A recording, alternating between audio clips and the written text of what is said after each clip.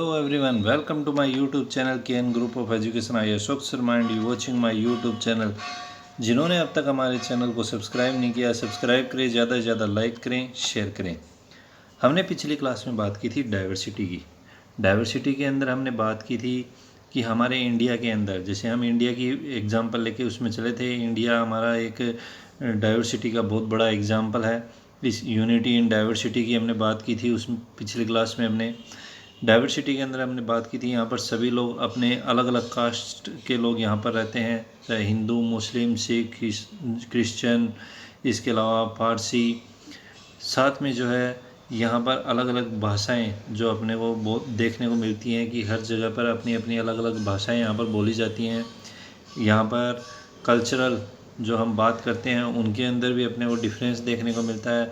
लेकिन इन सब के होते हुए भी यहाँ पर एक चीज़ जो है कॉमन है, यूनिटी, कि सभी में एकता अपने को देखने को मिलती है। यूनिटी इन डाइवर्सिटी, विभिन्नताओं में भी एकता। यहाँ पर कल्चर अलग अलग है, पहनावा, ड्रेस कोड अलग अलग है, साथ में जो है खान पान है वो भी अलग अलग है। इसी के साथ में जो है यहाँ पर धर्म भी अलग अलग है, लेकिन फिर भी जो है वो एक दिखाई देते हैं। जिस तरीके से मैंने कल एक स्टोरी के थ्रू आपको एग्जांपल दिया था, उसके अंदर वहाँ पर बंगाली पर्सन भी रहते हैं, वहीं पर हिंदू पर्सन भी रहता है, वहीं मुस्लिम भी रहते हैं, क्रिश्चियन भी रहते हैं, लेकिन सभी भी कोई भी फंक्शन हो उसको साथ में मिलकर सेलिब्रेट करते हैं। तो वही चीज़ जो है यहाँ पर बताती है कि यूनिटी, एकता को दर्शाती है, उनकी यूनिटी को दर्शाती है, वही चीज़ उनकी यूनिटी को बताती है। इसीलिए कहा गया है यूनिटी इन डाइवर्सिटी। इंडिया के अंदर ये वर्ड आपने काफ़ी बार सुना होगा, और नहीं सुना था मैंने अभी भी बताया, एक बार फिर बताता हूँ, यूनिटी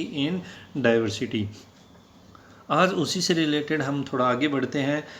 हम यहाँ पर बात करेंगे फेस्टिवल्स ऑफ इंडिया। वैसे आप सभी को पता है इंडिया के अंदर बहुत सारे फेस्टिवल आते हैं, क्योंकि स्कूल के बच्चों को जो है पता रहता है फेस्टिवल की, क्योंकि स्कूल की भी छुट्टियां होती हैं तब।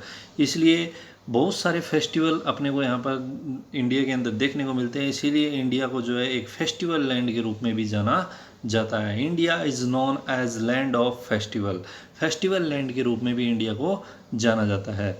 यहाँ पर अलग अलग जो रिलीजियस धर्म के अकॉर्डिंग यहाँ पर अपने फेस्टिवल सेलिब्रेट किए जाते हैं। सभी अपने अपने धर्म के अकॉर्डिंग अपने अपने जो जितने भी फेस्टिवल होते हैं उनको सेलिब्रेट करते हैं। लाइक होली, दीपावली, रक्षाबंधन, दशहरा, जन्माष्टमी, ये कुछ मोस्ट फेस्टिवल हैं हिंदूज़ के।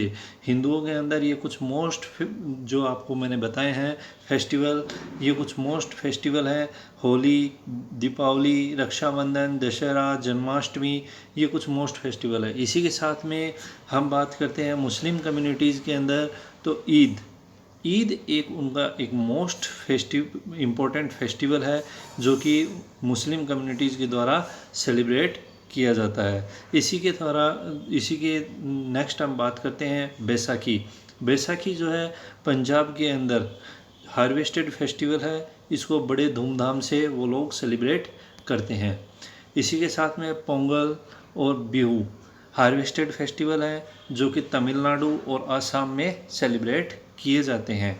इसी के बाद में ओणम केरल का एक फेस्टिवल है जिसको केरल के अंदर सभी लोग सेलिब्रेट करते हैं। ये कुछ हमने यहाँ पर अपन बात कर रहे थे फेस्टिवल की, तो आपने इसमें दो चीज़ें देखी। एक फेस्टिवल थे जो रिलीजियस धर्म के आधार पर थे, दूसरे फेस्टिवल हमने देखे कि जो कि एक प्लेस या फिर एक स्टेट के आधार पर थे, वहाँ पर्टिकुलर वहीं पर मनाए जाते हैं। जैसे हमने बैसाखी की बात की, हालांकि बैसाखी मनाया जाता है लेकिन जो है उसको पंजाब के अंदर बड़े धूमधाम से, पंजाब के अंदर उसको बड़े तरीके से सेलिब्रेट किया जाता है।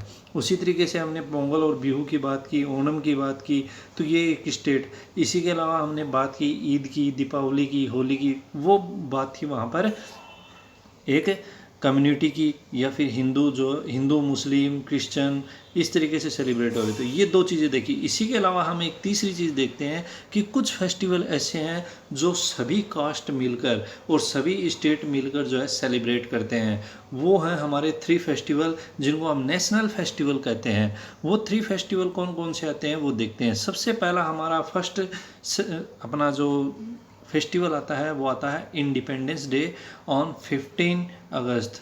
जो कि हाल ही में आके गया है। 15 अगस्त इंडिपेंडेंस डे, जिनको सभी कास्ट या फिर ऑल ओवर इंडिया के अंदर इसको सेलिब्रेट किया जाता है, सभी कास्ट मिलकर इसको साथ में सेलिब्रेट करती हैं। इसी के साथ में रिपब्लिक डे, नेक्स्ट सेकंड अपना आता है रिपब्लिक डे ऑन 26 जनवरी, जिसको भी हम ऑल ओवर इंडिया के अंदर सेलिब्रेट करते हैं। जगह जगह पर बड़े धूमधाम से इसको सेलिब्रेट किया जाता है। और नेक्स्ट थर्ड अपना नेशनल फेस्टिवल आता है 2 अक्टूबर, जिसको हम महात्मा गांधी बर्थडे सेलिब्रेट करते हैं। ये हमारे 3 मेन फेस्टिवल थे, नेशनल फेस्टिवल थे, जिनको सभी कास्ट सभी स्टेट मिलकर सेलिब्रेट करते हैं।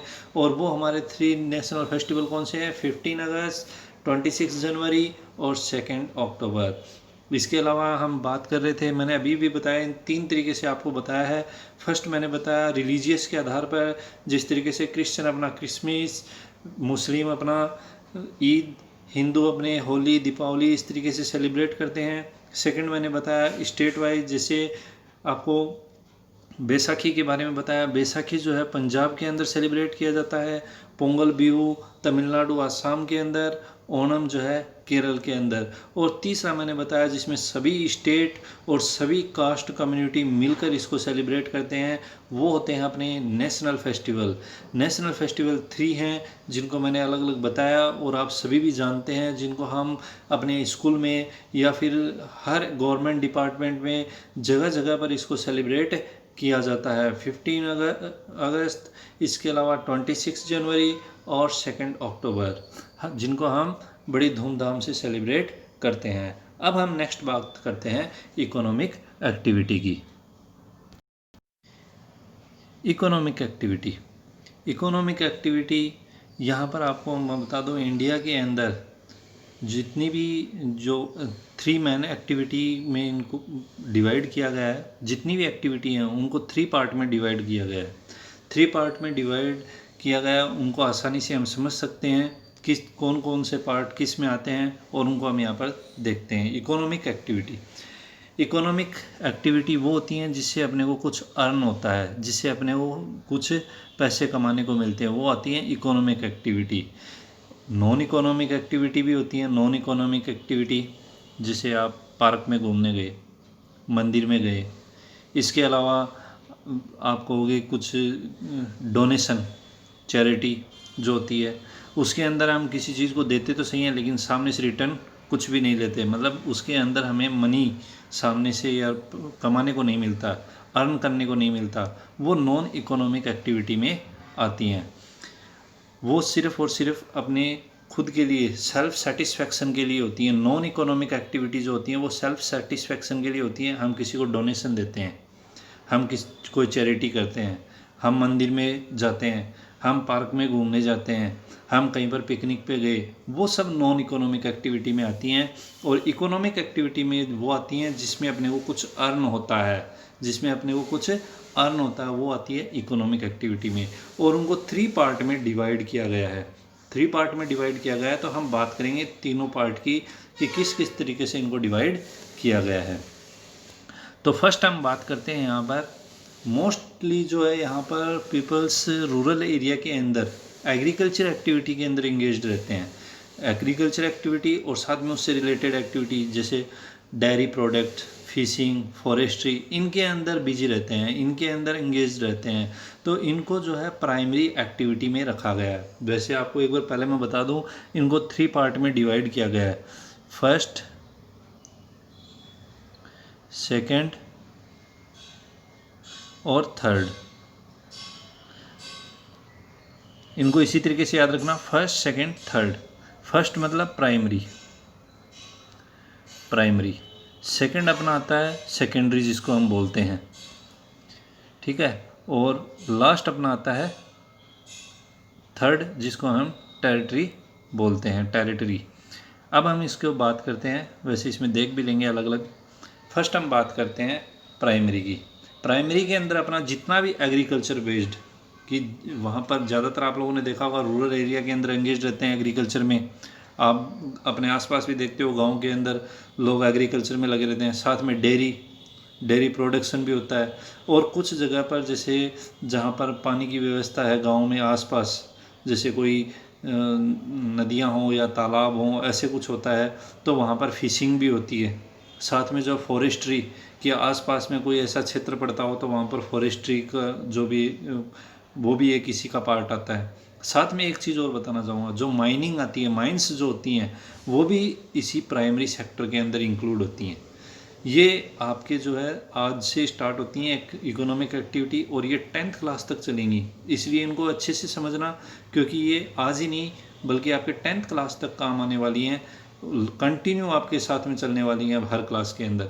तो प्राइमरी के अंदर अपना आता है एग्रीकल्चर बेस्ड, जिसमें आपका एग्रीकल्चर आ गया, आपके डेयरी प्रोडक्ट आ गए, फिशिंग आ गई, फॉरेस्ट्री आ गई, साथ में माइंस, और याद रखना कि माइंस भी इसी के अंदर इंक्लूड होता है, और इसको बोलते हैं प्राइमरी एक्टिविटी।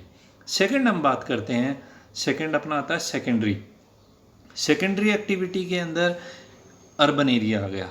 अर्बन एरिया के अंदर किसी भी प्रोडक्शन को मैन्युफैक्चर करना, और ये प्रोडक्शन का मैन्युफैक्चरिंग कहाँ से होती है? प्राइमरी गुड्स से। जो प्राइमरी प्रोडक्ट होता है उसी से फिर उसका प्रोडक्शन बनाया जाता है। जैसे बिस्किट है, उसको वीट से बनाया जाता है, अपने को सबको पता है। तो वीट, गेहूँ तो क्या हो गया अपना प्राइमरी, और फिर बिस्किट क्या हो गया अपना सेकेंडरी।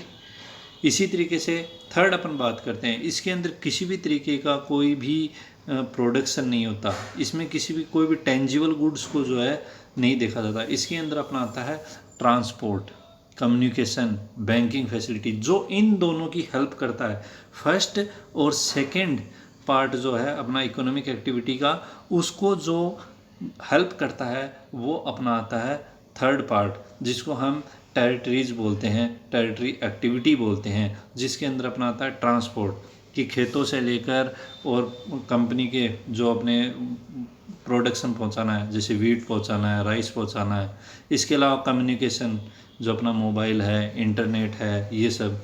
इसके अलावा बैंकिंग फैसिलिटी है, अगले के अकाउंट में पैसे ट्रांसफ़र करने हैं, वहाँ से कुछ पैसे मंगवाने हैं, वो सब फैसिलिटी इसके अंदर आती हैं। तो आज हमारा ये था, हमने दो चीज़ें देखी, एक तो हमने इसमें फेस्टिवल की बात की, और दूसरा हमने इसके अंदर इकोनॉमिक एक्टिविटी की बात की।